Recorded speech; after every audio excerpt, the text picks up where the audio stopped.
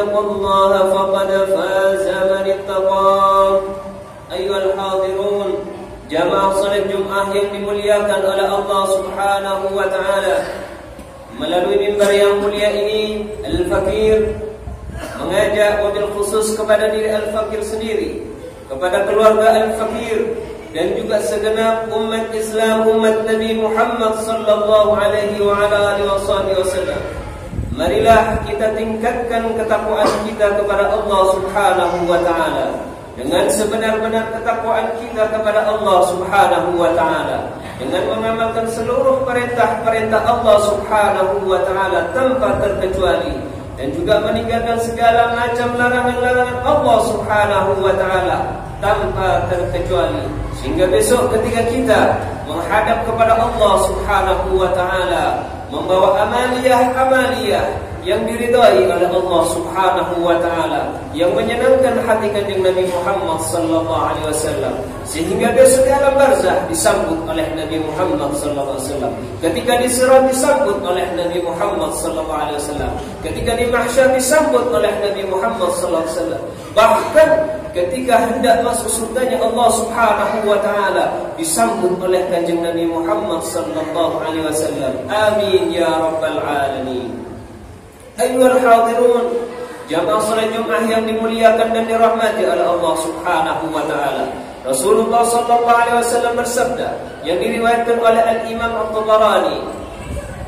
Beliau bersabda, berpesan kepada kita sebagai orang tua, "Addibu auladakum bi thalathati khisalin." Didiklah anak-anak kalian, putra-putri kalian, anak cucu kalian dengan 3 perkara. Yang pertama, hubbu nabiyhi, cinta kepada nabinya, yaitu Nabi Muhammad sallallahu alaihi wa ala alihi wasallam. Kenalkan sejak dini sifat-sifat kanjeng Nabi Muhammad sallallahu alaihi wasallam.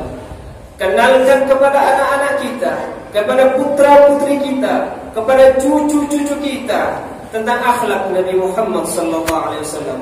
Bagaimana Nabi Muhammad sallallahu alaihi wasallam bangun dari tidurnya, bagaimana Nabi Muhammad sallallahu alaihi wasallam ketika hendak sholat, bagaimana kanjeng Nabi Muhammad sallallahu alaihi wasallam hendak masuk dalam kamar mandi, bagaimana kanjeng Nabi Muhammad sallallahu alaihi wasallam hendak keluar dari kamar mandi, bagaimana kanjeng Nabi Muhammad sallallahu alaihi wasallam ketika mandi, bagaimana kanjeng Nabi Muhammad sallallahu alaihi wasallam ketika minum, bagaimana kanjeng Nabi Muhammad sallallahu alaihi wasallam ketika makan, bagaimana kanjeng Nabi Muhammad sallallahu alaihi wasallam ketika bercengkrama, bagaimana kanjeng Nabi Muhammad sallallahu alaihi wasallam ketika tertawa dengan senyumnya yang menyebabkan orang lain senang dengan kanjeng Nabi Muhammad sallallahu alaihi wasallam, bagaimana kanjeng Nabi Muhammad sallallahu alaihi wasallam mendidik putra-putrinya beliau, mendidik dengan salat 5 waktu, mendidik dengan menutup auratnya, bagaimana kanjeng Nabi Muhammad sallallahu alaihi wasallam ketika jalan, bagaimana kanjeng Nabi Muhammad sallallahu alaihi wasallam ketika sholat, bagaimana kanjeng Nabi Muhammad sallallahu alaihi wasallam ketika malam qiyamul lail menghadap kepada Allah Subhanahu wa taala,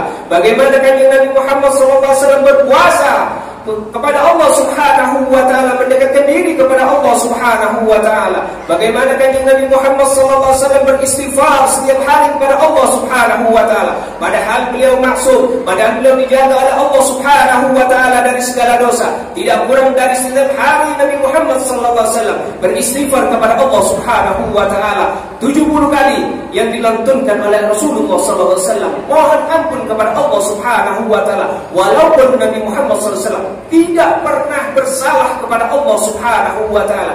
Bagaimana dengan kita sekarang? Apakah kita sudah mendidik anak-anak kita? Apakah sudah kita kenalkan Nabi Muhammad SAW kepada anak cucu kita? Bagaimana cara tidurnya anak-anak kita? Bagaimana cara sholatnya anak-anak kita? Bagaimana cara bermainnya Nabi Muhammad SAW ketika kecil? Bagaimana anak-anak kita? Apakah sudah mencontoh cara minumnya Nabi Muhammad? Cara makannya Nabi Muhammad? Megang makanannya pakai tangan kanan atau pakai tangan kiri? Ketika makan apakah berdiri atau duduk? Ketika minum Nabi Muhammad bagaimana? Ketika minum air biasa bagaimana? Ketika minum air zam-zam bagaimana? Apakah sudah dikenalkan tanamkan kepada anak cucu kita. Ayo kita introspeksi diri. Ini adalah perintah, ini adalah didikan dari Nabi Muhammad SAW.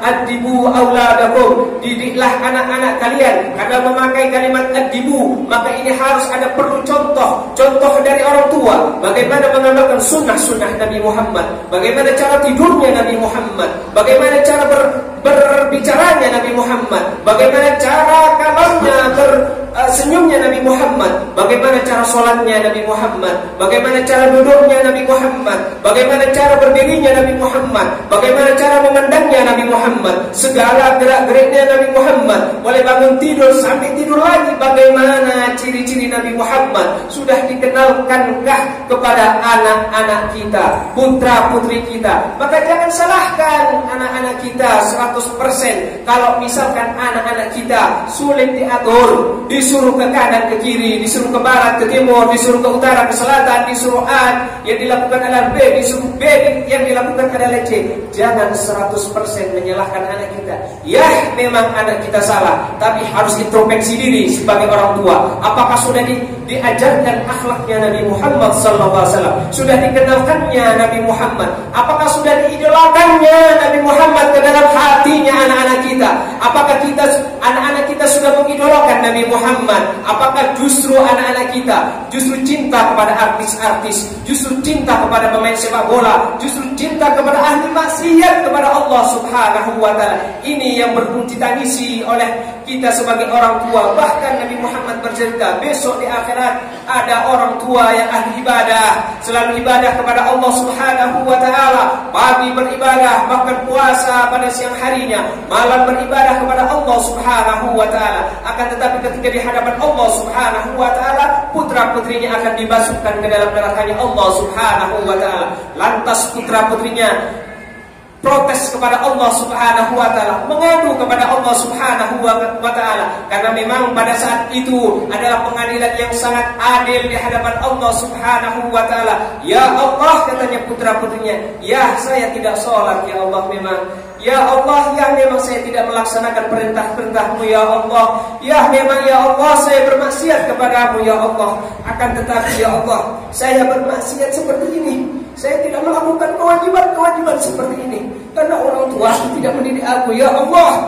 Karena orang tua hanya sibuk beribadah sendiri, hanya sibuk dengan ibadahnya kepadamu ya Allah, tanpa memperhatikan didikannya kepadaku ya Allah. Tidak apa-apa aku diadab ya Allah, tapi adab dulu orang tuaku, walaupun dia ahli ibadah, adab dulu ya Allah. Maka katanya Nabi Muhammad SAW, walaupun orang tuanya ahli ibadah, walaupun orang tuanya qiyamul lail, walaupun orang tuanya ibadah-ibadah sunnah, berpuasa pada siang harinya, malam harinya beribadah kepada Allah, akan tetapi Allah memerintahkan malaikat, lemparkan orang tua yang tidak peduli dengan anaknya ke dalam neraka jahanam, wahai malaikat. Ini yang perlu kita tangisi di hadapan Allah Subhanahu wa taala. Ayo kita introspeksi diri. Apakah anak-anak kita sudah kenal dengan Nabi Muhammad? Apakah anak-anak kita sudah mengidolakan Nabi Muhammad? Apakah anak-anak kita sudah cinta dengan Nabi Muhammad? Inilah aturan, inilah didikan Nabi Muhammad. Adibu auladakum, didiklah anak-anak kalian dengan cinta kepada Nabi Muhammad sallallahu alaihi wasallam.